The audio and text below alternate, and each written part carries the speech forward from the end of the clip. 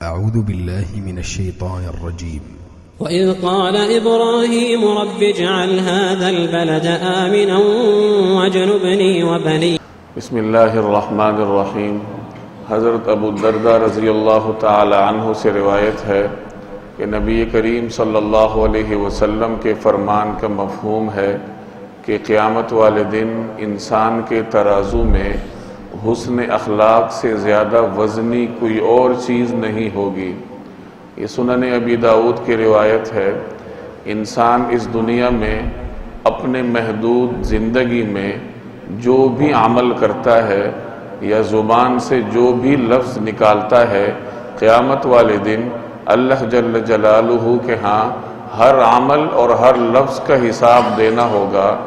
حساب کتاب کے لیے اللہ تبارک و تعالی ایک ترازو قائم فرمائیں گے.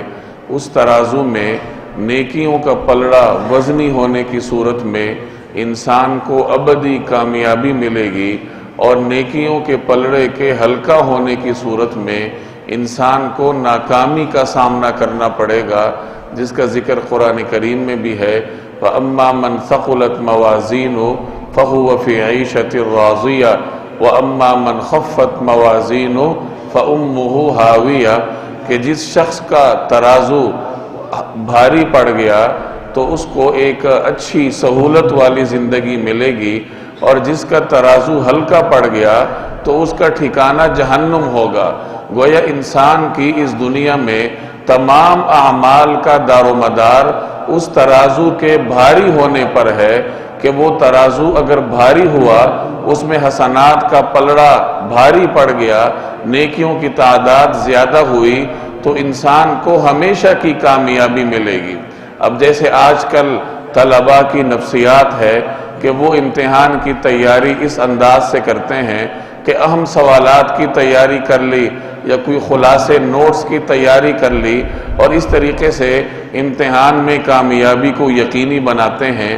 سرکار دو عالم صلی اللہ علیہ وسلم نے آخرت کے اس امتحان میں تیاری کے لیے ایک اہم سوال کی نشاندہی فرمائی ہے، اور وہ ہیں اچھے اخلاق.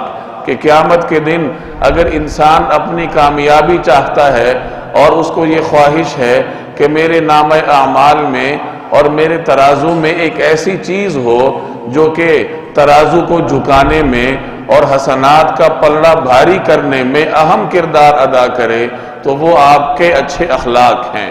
اچھے اخلاق کا مطلب بندوں کے ساتھ اپنے برتاؤ اور رویے کو درست رکھنا، چاہے وہ آپ کے والدین ہوں، اعزاء اور اقربا ہوں، دوست احباب ہوں، ملنے جلنے والے ہوں، ان کے ساتھ اپنا رویہ اچھا رکھنا، ان کے ساتھ برتاؤ صحیح رکھنا، اپنے قول اور فعل سے کسی کی اظہار ثانی سے پرہیز کرنا، اور اس بات کی کوشش کرنا کہ میرے ہر عمل اور ہر قول سے کسی نہ کسی شخص کو کوئی فائدہ ہو.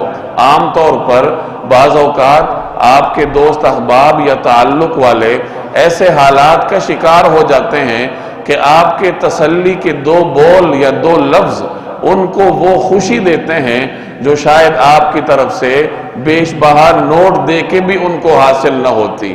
کبھی زبان کی بھی اتنی اہمیت ہوتی ہے. یہ تمام چیزیں اخلاق کا جز ہیں کہ آپ کے قول اور عمل سے دوسرے کو خوشی کا احساس ہو. اب اگر ایک شخص نماز کی پابندی کرے، اللہ تعالیٰ نے جو فرائض اس کے ذمے عائد کر رکھے ہیں ان فرائض کی انجام دہی کو یقینی بنائے، اور اس کے ساتھ ساتھ نامہ اعمال کو وزنی کرنے والا یہ اہم سوال یعنی حسن اخلاق، اس کی تیاری کرے، تو یقیناً وہ ابدی کامیابی کو حاصل کر لے گا. اللہ جل جلالہ مجھے اور آپ کو اپنے اخلاق درست رکھنے کی توفیق عطا فرمائے.